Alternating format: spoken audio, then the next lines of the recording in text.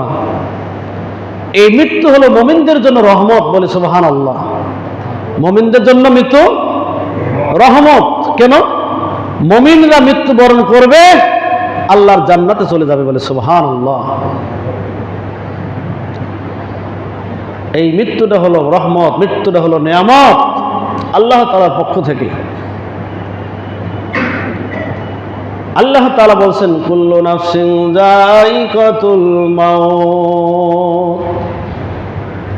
এই পৃথিবীর জমিনে মানুষ সহ শুরু করে যত প্রাণী দুনিয়াতে আল্লাহ পাক সৃষ্টি করেছেন, সমস্ত প্রাণীকে একদিন না একদিন মৃত্যুর স্বাদ গ্রহণ করতে হবে। এটা বাস্তবতা।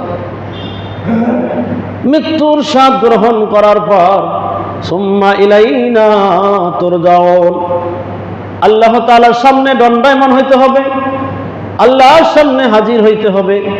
কেউ আল্লাহর সামনে থেকে পার হয়ে পালাইতে পারবে না, যাইতে পারবে না।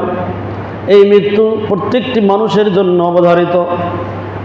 মৃত্যু এমন একটা জিনিস, আমাদের আদি পিতা হযরত আদম আলাইহিস সালাম থেকে শুরু করে শেষ নবী আখির নবী মুহাম্মদ রাসূলুল্লাহ সাল্লাল্লাহু আলাইহি সাল্লাম পর্যন্ত সমস্ত নবীদেরকে মৃত্যুর সাথে লড়াই করতে হয়েছে, মৃত্যুর সঙ্গে মোলাকাত করতে হয়েছে।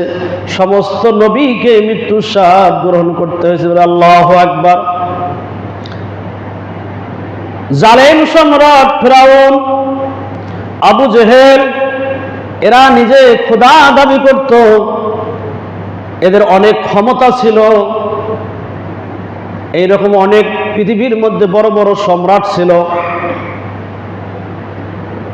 সমস্ত সম্রাটের, সমস্ত কাফের মুশরিকদের, এইরকম আবু জেহেল, আবু লাহাব সহ শুরু করে, ফিরাউন সহ শুরু করে সমস্ত জালেম গোষ্ঠীকে আমার আল্লাহ রাব্বুল আলামিন মৃত্যু নামক একটা নিয়ামত দিয়া তাদের আশা এবং আকাঙ্ক্ষাকে পৃথিবী থেকে নিচ্ছিন্ন করে একবারে ধুলার সঙ্গে মিশাইয়ে দিয়েছে। বলে আল্লাহু আকবার। মৃত্যুর হাত থেকে কেউ বাঁচতে পারে নাই। এই মৃত্যু প্রত্যেকটা মানুষের জন্য অবধারিত। আপনার আমার মৃত্যু হবেই, 2 দিন আগে আর পরে।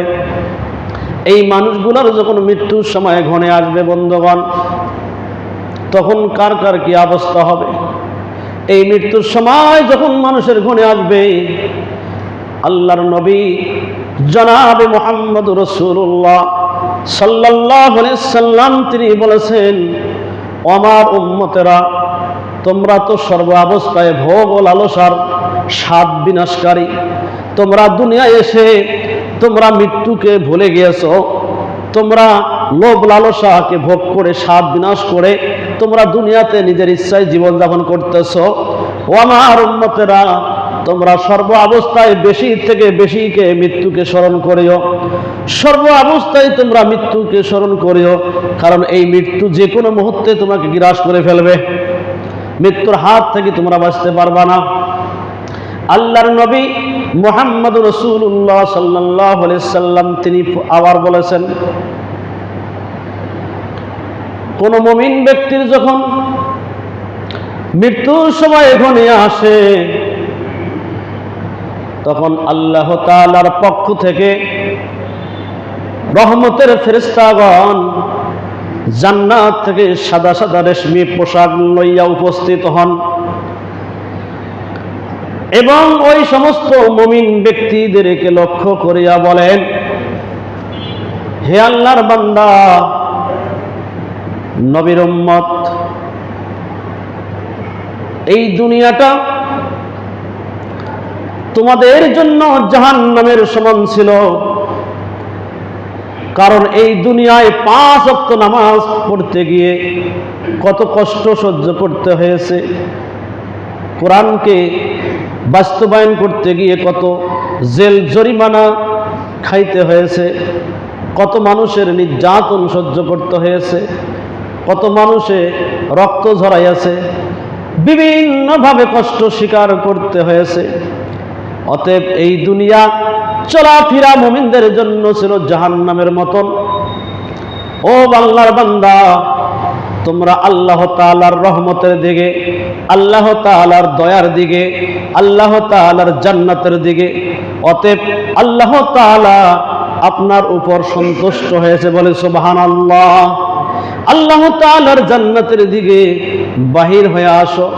ও বন্ধুগণ, মুমিনদের আত্মা এইভাবে যখন ফেরেশতাগণ ডাকবে, অন্য হাদিসে এসেছে ওই সমস্ত মুমিন বান্দাদের মৃত্যুর সময় জান্নাতের দৃশ্যগুলো তার সামনে দেখানো হবে বলে সুবহানাল্লাহ।